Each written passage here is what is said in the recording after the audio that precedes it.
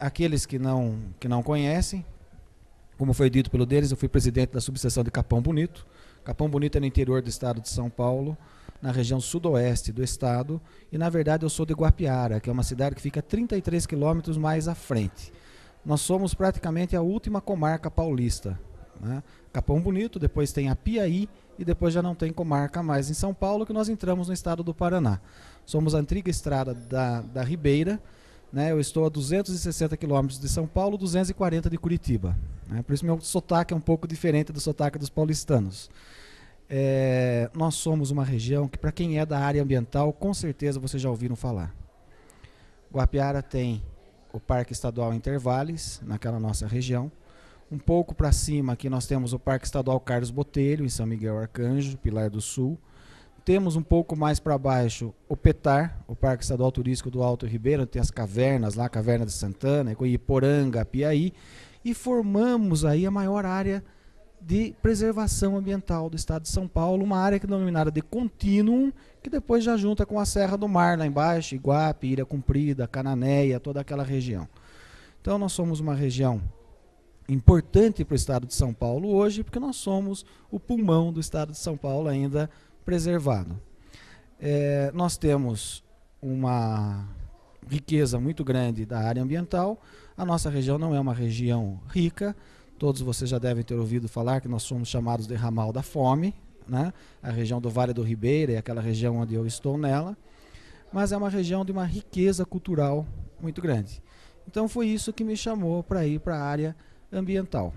E dentro do direito ambiental, mesmo conhecendo todas essas áreas, a minha área de estudo acabou sendo direito nuclear, né? Então eu fui estudar energia, dentro de um ciclo de energia que a Universidade Metodista de Piracicaba vem fazendo. Uma colega já havia trabalhado petróleo, outra havia trabalhado hidrelétricas, e eu fiquei com a parte nuclear, e agora vem outros trabalhando biomassa e tudo mais. Nós pensamos em fechar a área das energias, tá? Energia é algo muito importante para a gente hoje. E eu tive um aprendizado, o direito ambiental tem uma vantagem muito grande, que ele é interdisciplinar. É uma área que permite, você precisa de várias áreas do conhecimento humano. Alguns que têm da minha idade para frente, vão se lembrar que existia uma propaganda na televisão uma vez que falava assim: Tostines vende mais porque é fresquinho, ou é fresquinho porque vende mais? Qual será o segredo de Tostines? Eu era assim com biologia na escola. Eu não gostava porque ia mal, ou ia mal porque não gostava. Fui buscar direito, né, achando que do direito eu ficaria livre da biologia, né, e não é assim. O direito é uma ciência totalmente diferente. Porque o direito você tem que buscar conceitos de outras áreas, você tem que entender outras áreas. O que é um exame de DNA, se não a própria biologia que a gente estudou?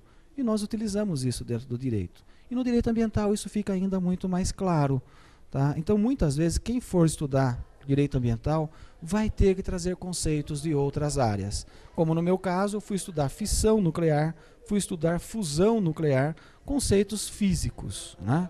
E aí, dentro do direito ambiental, a parte de energia nos é muito cara, tá? Eu vou permitir passar para vocês, só de forma rápida. Vocês devem conhecer o texto do artigo 225 da Constituição Federal, que é do capítulo que trata do meio ambiente, onde ele fala: todos têm direito ao meio ambiente ecologicamente equilibrado, bem de uso comum do povo e essencial à sadia qualidade de vida. Aqui eu faço um parênteses. O direito ambiental não se contenta com qualidade de vida. O direito ambiental busca que nós tenhamos sadia qualidade de vida. Agora, e o que é qualidade de vida? Eu moro metade da semana numa cidade de 17 mil habitantes, que é Guapiara. E a outra metade da semana da minha esposa fica em Sorocaba, que é nosso polo regional, uma cidade de 600 mil habitantes. São duas realidades totalmente diferentes. Em Sorocaba, qualidade de vida para mim é estar a 2 quadras da Padaria Real, famosa pelas suas coxinhas com catupiry, né? Todo mundo que vai a Sorocaba quer comer a coxinha com catupiry do Real. É um pouco salgadinho o preço, né? Mas vale a pena a degustação. Uma padaria maravilhosa, né? Mas lá eu sou mais um cliente. Enquanto que em Guapiara, a padaria que eu compro é a padaria do Careca, né? O Careca foi meu colega de colegial, estudamos juntos.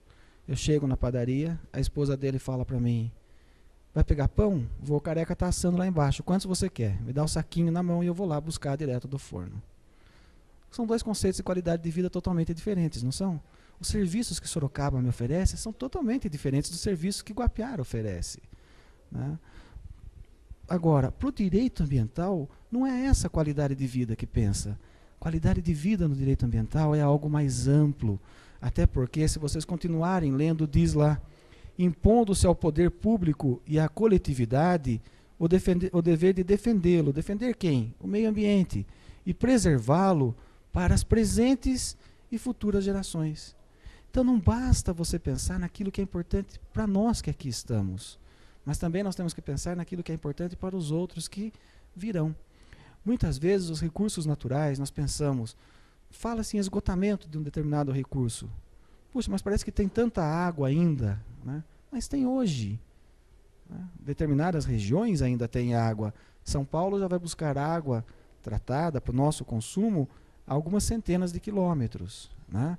Nós já temos notícias de navios estrangeiros que vêm fazer pesquisas na Amazônia, vêm com os seus porões vazios e voltam com os porões cheios de água, levando água do Amazonas, água da região amazônica, para vender na Europa, tá? Então pratica um tráfico de água, né, dizendo que sob a bandeira de pesquisa ambiental, tá?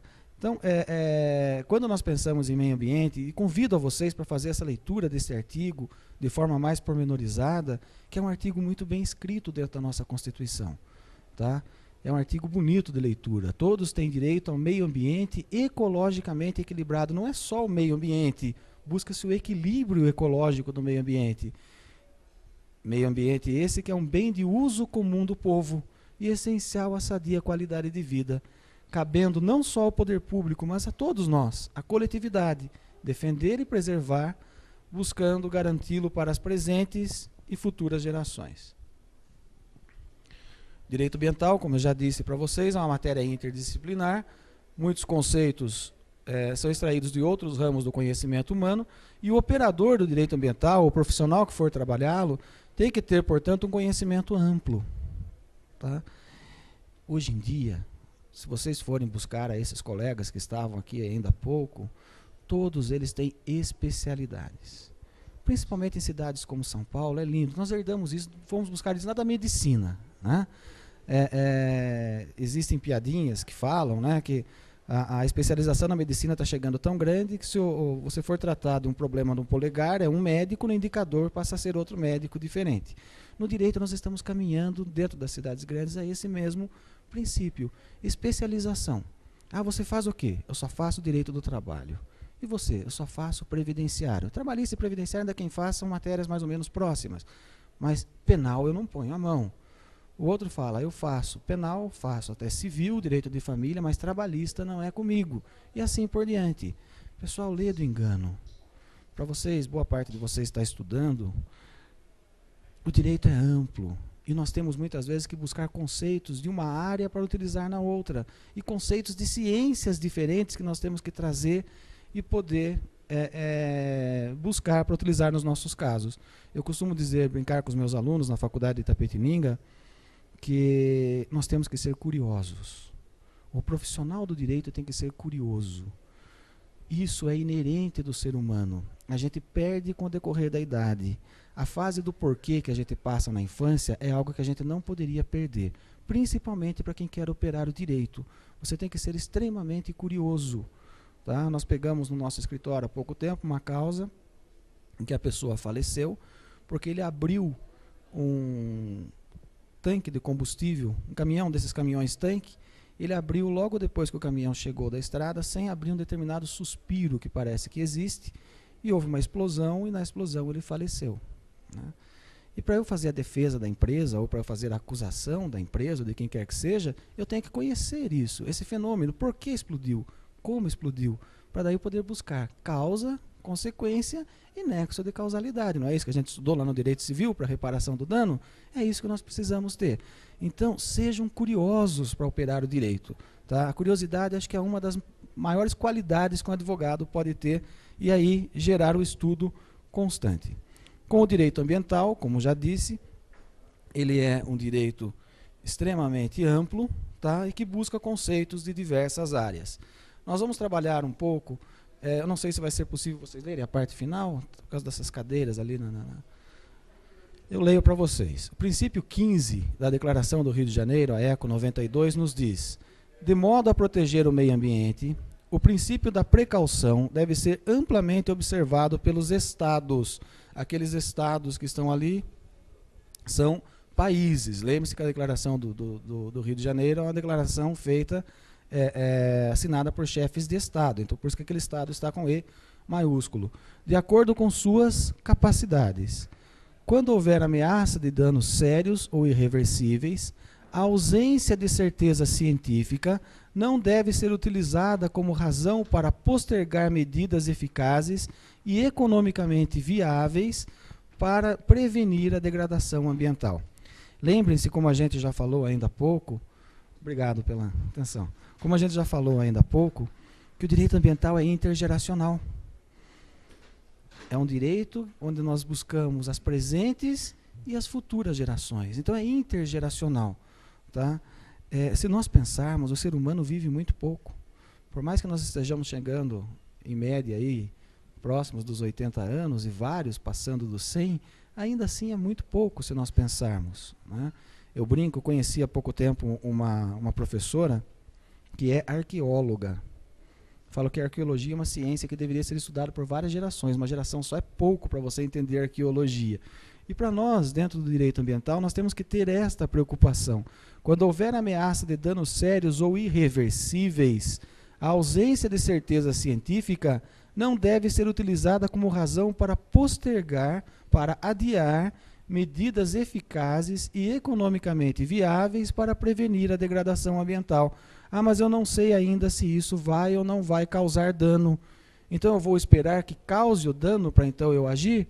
É disso que nós estamos tratando. O princípio da precaução também fala sobre a existência do risco ou da probabilidade de dano à natureza ou ao ser humano. Há certeza científica ou há incerteza científica do risco ambiental? Há ou não unanimidade no posicionamento de especialistas? Há necessidade de se buscar informações acerca das opiniões dos especialistas sobre a matéria. E quando a gente fala em especialistas aqui, não é só o especialista do direito ambiental. As bancas de trabalhos da área ambiental são bancas sempre interdisciplinares.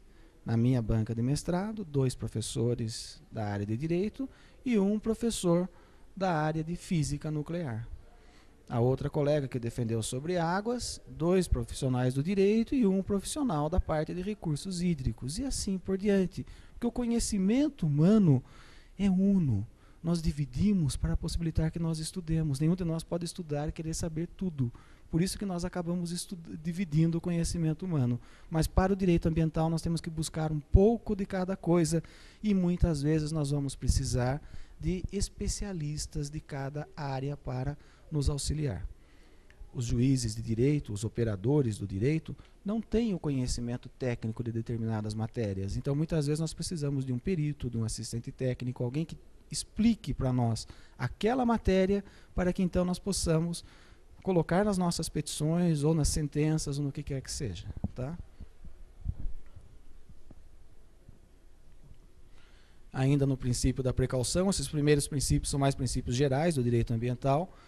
É importante frisar que, havendo dúvida, isso é importantíssimo, pessoal, deve-se optar pela solução que proteja imediatamente o ser humano e conserve o meio ambiente, operando-se o brocardo indúbio pro salute.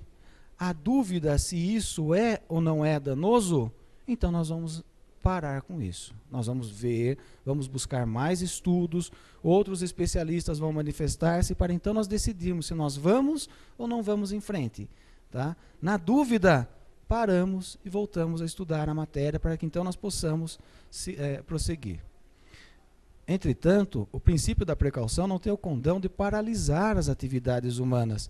Vejam, Sorocaba tem um hipermercado que foi montado numa chácara.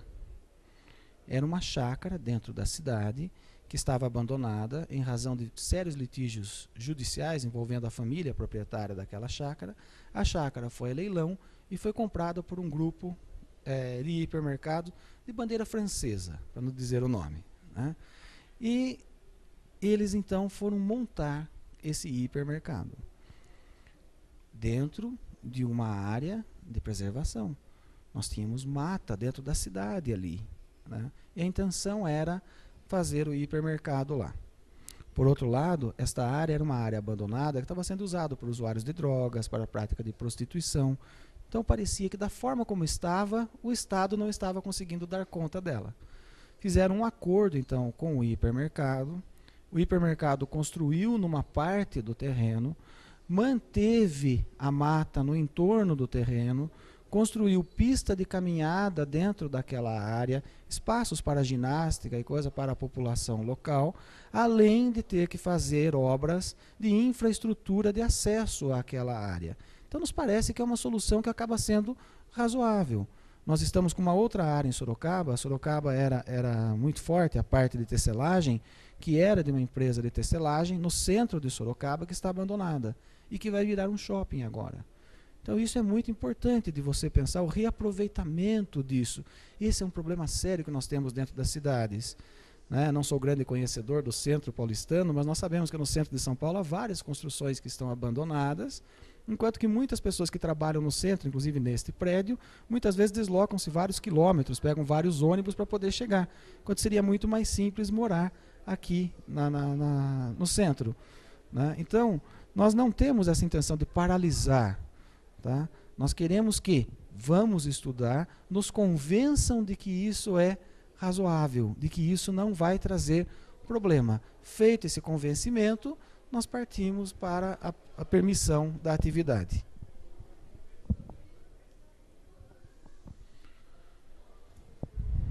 Ainda com relação ao princípio da precaução, é um princípio muito importante do direito ambiental.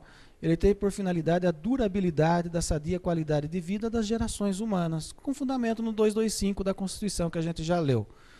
Visa também a continuidade da natureza existente no planeta. A aplicação do princípio da precaução pode levar à inversão do ônus da prova. Ou seja, aquele que pretende implantar atividade deve demonstrar que essa não traz riscos ou prejuízos ao meio ambiente. Lembrem-se vocês que o direito ambiental está lá nos interesses difusos, não está nos difusos, nos coletivos? Como está o consumidor, que foi tratado aqui agora há pouco?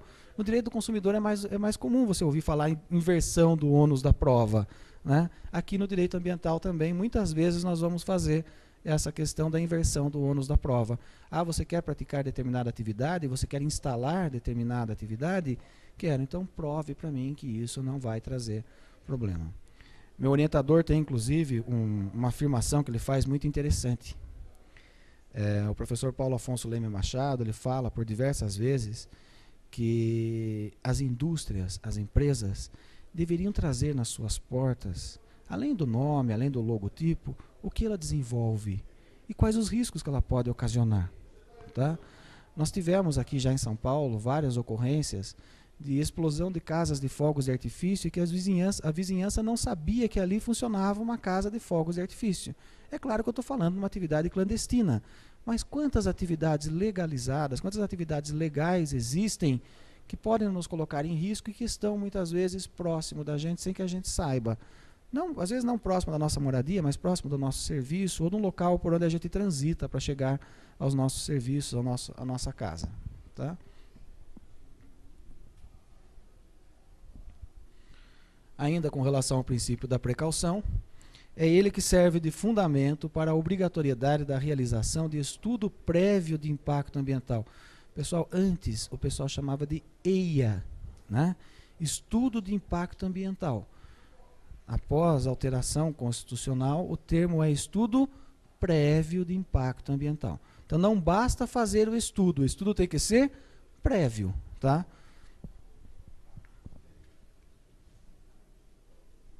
Um outro princípio que nós trabalhamos dentro do direito ambiental é o princípio da prevenção, através do qual é um dever jurídico evitar a consumação de danos ao meio ambiente, toda vez que houver certeza. É isso que diferencia a precaução da prevenção. Lá na precaução, lembra que nós falamos em incerteza? Na dúvida, pro salute. Aqui não. Aqui nós temos certeza de que vai haver o dano. Então, quando você perceber que o dano é certo, a ocorrência do dano em determinado caso é certo, o princípio que vocês vão invocar é o princípio da prevenção e não o da precaução. Ainda com relação à prevenção, Paulo Afonso nos diz que é necessário identificar as espécies animais e vegetais de um território e as fontes poluidoras, identificar os ecossistemas, elaborando-se um mapa ecológico, realizar um planejamento ambiental e econômico integrados, realizar um ordenamento territorial ambiental para a valorização das áreas de acordo com a sua aptidão e realizar o estudo prévio do impacto ambiental. Se eu falar para vocês uma barragem de hidrelétricas, é certinho essa leitura que nós estamos tendo aqui, não é? Se nós pensarmos numa barragem de uma hidrelétrica, é nisso que nós vamos ver. Olha, identificar as espécies animais e vegetais de um território. Que território? Território que vai ser atingido por aquele lago, vamos dizer assim. As fontes poluidoras, né? Identificar os ecossistemas, elaborando-se um mapa ecológico. Se vocês tiverem interesse, quem estiver aí para fazer trabalho de conclusão de curso, tiver interesse de buscar, tem um caso muito interessante de uma papeleira que foi montada no Rio Uruguai, na divisa entre a Argentina e o Uruguai. Eles queriam implantar no lado argentino. A Argentina não deu a licença. Eles atravessaram o rio e implantaram dentro do Uruguai. E um dos maiores problemas que tem lá, e que é muito interessante, é o aspecto de que aquele local, como o rio está chegando no mar, muitas vezes a água não se movimenta da maneira normal como a água movimenta. Porque quando ela chega em direção ao mar, ela tem um movimento, mas aí o mar entra no rio e ele vem por baixo, e aí os resíduos que esta papeleira estão gerando não está circulando, eles estão ficando naquela região. E é uma região turística, principalmente do lado argentino, né? E que gerou, então, inclusive, um combate entre a Argentina e o Uruguai na Corte Internacional, tratando deste assunto. Tá? Então, se vocês tiverem interesse de buscar isso, é também um assunto interessante. Nós procuramos precaver, nós procuramos prevenir, mas às vezes o dano ocorre. E quando o dano ocorre, uma coisa que nós temos que pensar é em repará-lo. Tá? Os estados, segundo o princípio 13 da Declaração do Rio, deverão desenvolver legislação nacional relativa à responsabilidade e à indenização das vítimas da poluição e outros danos ambientais. Os estados deverão cooperar da mesma forma, de maneira rápida e mais decidida, na elaboração das normas internacionais por efeitos adversos advindos dos danos ambientais causados por atividades realizadas dentro de sua jurisdição ou sob seu controle em zonas situadas fora de sua jurisdição. Nós temos que lembrar, e isso é importante, que o meio ambiente não conhece as fronteiras. Fronteiras essas que foram estabelecidas pelo homem, pelo ser humano. Tá? Quando eu ouvi uma história há pouco tempo muito interessante. Um brasileiro foi morar na Alemanha e fez uma festa dentro do condomínio dele. E aquela festa foi durando, e pagode, e cerveja, e churrasco. Quando deu 10 da noite, um pouco antes das 10, o vizinho telefonou para ele e pediu para que ele desligasse o som, porque estava chegando 10 da noite, e às 10 da noite tinha que parar. E ele não parou. Às 10h05, a polícia da cidade chegou lá e acabou com a festa dele, levou todo mundo para a delegacia de polícia. O brasileiro, pensando no nosso famoso jeitinho, no mês seguinte resolveu fazer outro churrasco e convidou o vizinho. Né? Agora, com o vizinho aqui, está solucionado. 9:55, o vizinho despediu-se e foi embora. Não desligou o som às 10 horas, o vizinho chamou a polícia. Né? A situação ocorreu da mesma forma. Por quê? Porque esta poluição sonora não fica só no apartamento dele. Atinge o vizinho de cima, atinge o vizinho de baixo, dependendo do barulho, o prédio ao lado e às vezes até mais um pouco. Né? Porque a poluição sonora não conhece limite. Opa, aí o som vai chegar até a parede e vai falar, não, daqui eu não posso passar porque vou incomodar o vizinho. Não é assim. Não é assim com a fumaça, não é assim com a poluição das águas. Todas elas atingem outras pessoas. E muitas vezes, então, gera essa obrigação de reparar eventuais danos que sejam causados. Né? Quem mora nas proximidades do aeroporto de Congonhas sabe muito bem o que é poluição sonora, né? Que traz, inclusive, consequências ao próprio patrimônio da pessoa. O próprio imóvel, muitas vezes, perde valor. A Lei de Política Nacional do Meio Ambiente, 6938 de 81, embora seja uma legislação anterior à Constituição Federal, ela foi recepcionada, né? Estabeleceu que a responsabilidade pelo dano ambiental será objetiva. Tá? Responsabilidade objetiva, aquela em que não se apura culpa. Tá? Você causou o dano, comprovado a responsabilidade, o nexo de causalidade, é obrigado a repará-lo, sem que haja necessidade de provar se agiu ou não com culpa. Sendo que a Constituição vigente considera imprescindível a obrigação de reparação dos danos causados ao meio ambiente. Pessoal, a parte mais sensível do ser humano é o bolso. Enquanto não pegar no bolso, a pessoa continua desenvolvendo as atividades.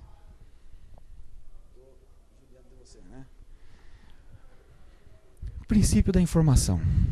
Esse é muito caro dentro do direito ambiental. Tá? Está previsto no princípio 10 da Declaração do Rio, que, no nível nacional, cada indivíduo deve ter acesso adequado a informações relativas ao meio ambiente de que dispõem as autoridades públicas, inclusive informações sobre materiais e atividades perigosas em suas comunidades. No meio do sertão, lá na minha região, as pessoas praticavam algo que nunca na minha vida eu imaginei que existisse. Vocês já ouviram falar em solda por explosão?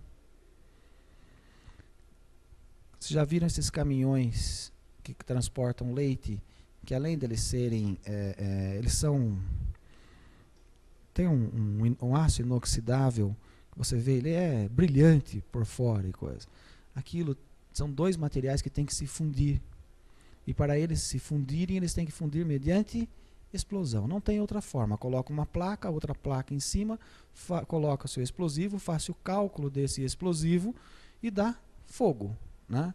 Ele sobe, as duas placas sobem mais ou menos 20 ou 30 metros de altura e tudo que sobe, desce. E quando ele desce, ele também abre um buraco, né, bem grande lá no chão.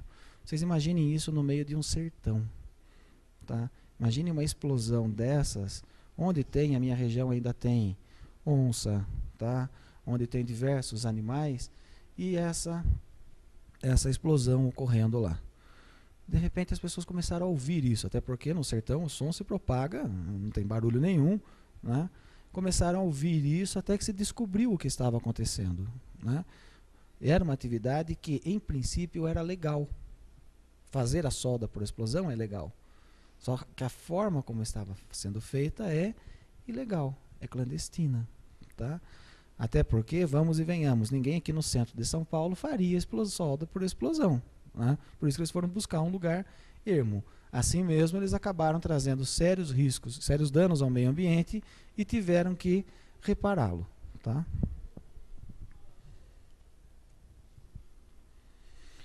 É através da informação recebida que o indivíduo poderá tomar posição acerca da matéria informada. É importante ressaltar que a informação deve atingir a todos que de forma direta ou indireta possam ser atingidos pela ação a essa informação, pela ação, e essa informação deve chegar com antecedência, de forma a permitir que o cidadão pondere e decida agir ou não. Como que vocês podem receber a informação? Qual é a forma de eu receber a informação? Né? Eu receber a informação da forma mais ampla possível. Divulgação em jornais, divulgação nos meios de televisão, tá? Hoje, redes sociais, internet. É por isso que nós realizamos audiências públicas, dependendo do tamanho do empreendimento, para que a informação chegue ao cidadão, para que o cidadão saiba aquilo que está acontecendo, aquilo que pretende realizar determinada atividade. A informação não deverá atingir apenas a população, mas também as organizações não governamentais. Tem um papel importantíssimo na área ambiental, as ONGs, que poderão atuar junto ao poder público. Isso aqui é importante, pessoal.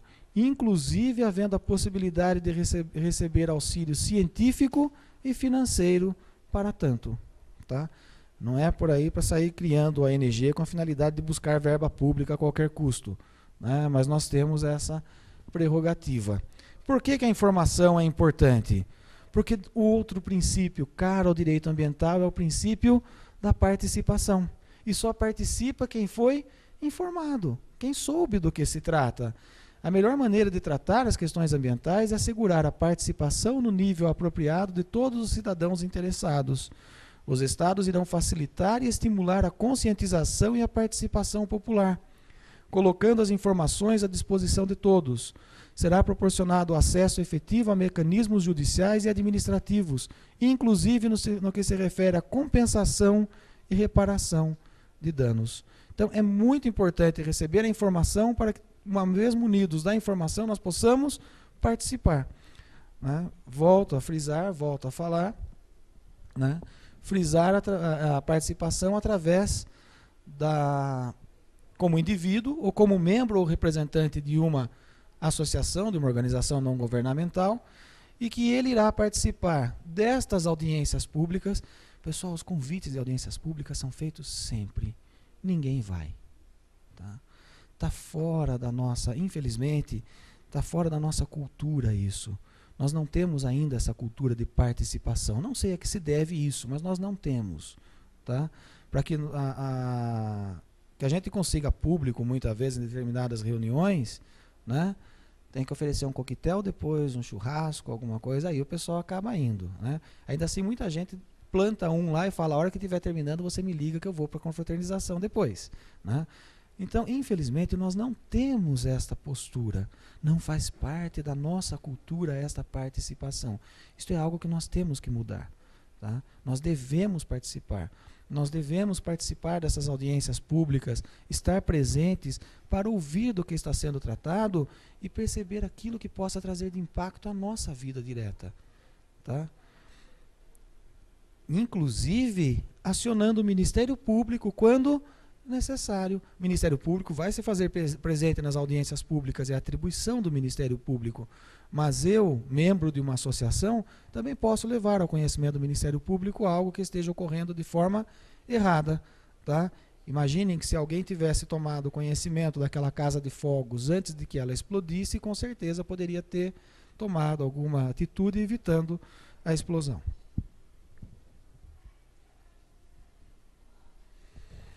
O poder público é um ator importante na gestão ambiental, por isso a sua intervenção é obrigatória. O poder público é que realiza o controle das atividades poluidoras, concedendo ou não licença de instalação ou funcionamento. Também é o poder público que fiscaliza as atividades industriais, empresariais ou mesmo dos cidadãos. Então,